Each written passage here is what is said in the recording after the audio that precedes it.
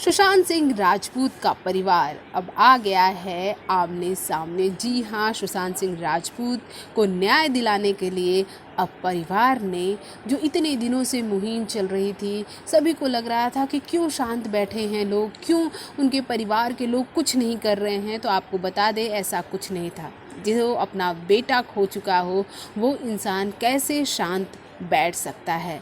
जी हाँ, कल पटना में सुशांत के पिता ने एक एफआईआर दर्ज की रिया चक्रवर्ती के खिलाफ। जी हाँ, रिया चक्रवर्ती जो कि कुछ दिनों पहले ये कह रही थी सीबीआई इंक्वायरी होनी चाहिए सुशांत सिंह राजपूत के सुसाइड को लेकर, वो भी लोगों के बीच इसी तरह की गुहार लगा रही थी, जहां सुशांत के फैंस जानना चाहते हैं कि क्यों, किस लिए, किसने सुशांत का मर्डर किया, क्योंकि इसे उनके फैंस तो कभी सुसाइड मारने के लिए तैयार ही नहीं थे। और अब इस केस में जो नया बड़ा खुलासा हुआ है वो ये हुआ है कि रिया चक्रवर्ती अपने घर से गायब है। जी हाँ, रिया चक्रवर्ती को ये सब कुछ पहले ही अंदेशा हो चुका था। काफ़ी शार्प माइंडेड है रिया, और ये सब चीज़ों का पहले ही अंदेशा हो चुका था।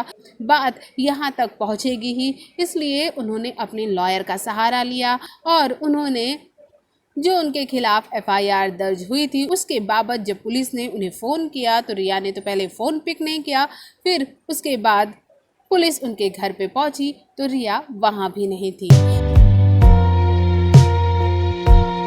उससे पहले उनकी लॉयर वहां पहुंच चुकी थी और आप जान सकते हैं कि उसके बाद क्या हुआ होगा। खैर, रिया पे जो एलिगेंस लगाया गया है, जो एफआईआर में इनके ऊपर जो आरोप लगाए गए हैं, वो आरोप कुछ इस तरह है। रिया ने सुशांत के पैसे, डेबिट कार्ड, क्रेडिट कार्ड सभी को मिसयूज किया। 15 करोड़ रुपए सुशांत का उन्होंने अपने दूसरे अकाउंट में शिफ्ट किया, जो कि सुशांत सिंह से कुछ रिलेट नहीं रखता था। फिर सुशांत के पापा ने ये कहा कि उनका बेटा तो फिल्म इंडस्ट्री छोड़कर केरला में फार्मिंग करना चाहता था, वो फिल्म इंडस्ट्री में रहना नहीं चाहता था। लेकिन रिया ने उसे इस तरह से उलझाया, उसकी फैमिली ने उसे इस तरह से उलझाया कि आज उनके हाथ से उनका बेटा जा चुका है। वैसे उनको इस बात का अंदेशा था कि उसके साथ कुछ गलत हो रहा है, लेकिन इतना बड़ा गलत हो जाएगा इस बात का उन्हें अंदेशा बिल्कुल नहीं था।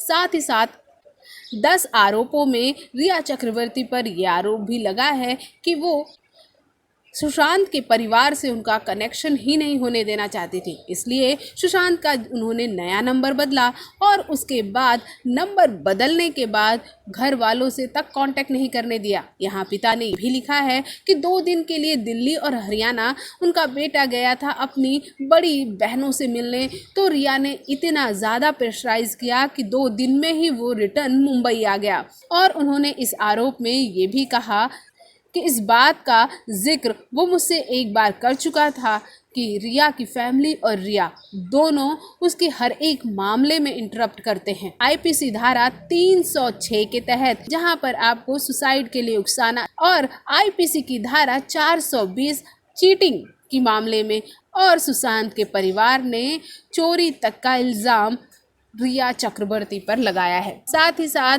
अंकिता लोखंडे, जो कि सुशांत की एक्स गर्लफ्रेंड रही हैं, जिनके पवित्र रिश्ते को सभी ने पसंद किया, उन्होंने अपने इंस्टाग्राम अकाउंट पर लिखा है ट्रुथ विंस, यानी कि सत्य की जीत होगी।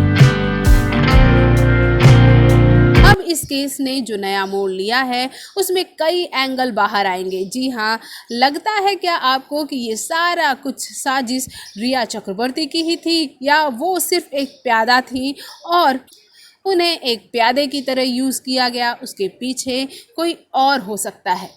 ऐसे ही इंटरेस्टिंग वीडियोस के लिए देखने के लिए हमारे चैनल को सब्सक्राइब करना बिल्कुल ना भूलें।